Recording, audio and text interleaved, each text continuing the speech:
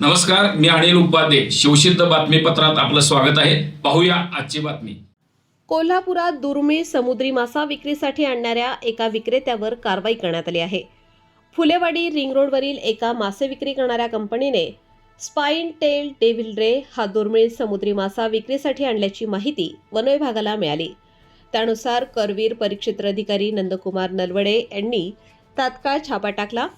या छापेमारीत 130 किलोचा दुर्मिळ समुद्री मासा जप्त केला. नामशेष होत असलेल्या प्रजातींपैकी एक हा मासा असल्याने याच्या विक्रीवर बंदी आहे. तरी देखील संबंधित कंपनी याची बेकायदेशीर विक्री करत होती. 130 रुपये किलोप्रमाणे ग्राहकांना विक्री करणार असल्याचा व्हिडिओ सोशल मीडियाद्वारे व्हायरल झालेल्या व्हिडिओनंतर वन विभागाने यावर कारवाई केली आहे.